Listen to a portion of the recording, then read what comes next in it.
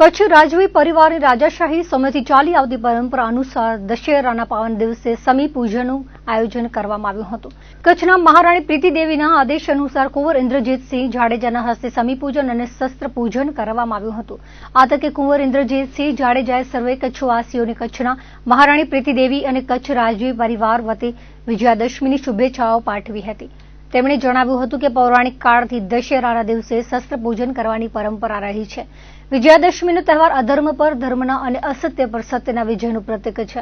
જ્યારે પણ સમાજમાં અધર્મનો અત્યાચાર વધે છે ત્યારે ધર્મની સ્થાપના માટે સ્વયં ઈશ્વર અવતાર લે છે। વિજયાદશમીના શુભ દિવસે ભગવાન શ્રી રામે રાવણનો વધ કરી અધર્મના અત્યાચારનો અંત કરી રામ રાજ્યની સ્થાપના કરી હતી।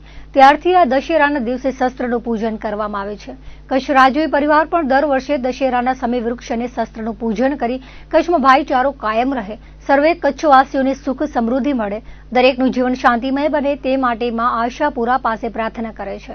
દશેરા એટલે અસત્ય ઉપર સત્યની જીત। આજના દિવસે સર્વેને આપના માધ્યમ દ્વારા દશેરાની શુભેચ્છા। અને ખાસ કરીને આજનો દિવસનું મહત્વ ઘણું છે અને જ્યારે જ્યારે આ દેશ ઉપર કે કોઈ પણ રીતે કોઈ અધર્મ થતું હોય ત્યારે સાક્ષાત ભગવાનનો અવતાર આવે અને એ અવતારના હિસાબે અસત્ય જ્યાં થતું હોય ત્યાં એના ઉપર સત્યની જીત માટે થઈને આ મહત્વનો દિવસ છે। ને આજના દિવસે ભગવાન રામે રાવણનો વધ કર્યો હતો અને ત્યારથી આ દશેરાની ઉજવણી થાય છે। તો આપના માધ્યમ દ્વારા સર્વેને દશેરાની શુભેચ્છા। અને હવે પણ અને આજના કળયુગમાં પણ આપણે એમ કહીએ છીએ જ્યાં બહુ અસત્ય હોય ત્યાં સત્ય માટે આપણે લડવું જોઈએ। અને ખાસ કરીને હું આપના માધ્યમ દ્વારા એ જ કહીશ કે જ્યારે જ્યારે અસત્ય થતું હોય ત્યારે સત્યની અવાજ ઉપાડવું એ આપણા સર્વની ફરજ છે।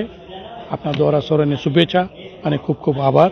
આજના દિવસે કચ્છના મહારાણી પ્રીતિદેવીજીના તંદુરસ્ત તબિયતને હોવાને કારણે એમને મને આદેશ આપ્યો અને હું મારું સૌભાગ્ય માનું છું કે આજે દશેરાની નિમિત્તે મને જે પૂજા કરવાનો લાવો મળ્યો એ બદલ હું આપને મહારાણી પ્રીતિદેવી વતી હું શુભેચ્છા પાઠવું છું। અને ખાસ એ કહું છું કે હંમેશા કચ્છ ઉપર કોઈ પણ જાતની આફત ના આવે અને કચ્છમાં ભાઈચારો કાયમ રહે અને હંમેશા સુખ શાંતિ અને સમૃદ્ધિ કચ્છ ઉપર બની રહે એવી આ મા પાસે પ્રાર્થના અને શુભેચ્છા।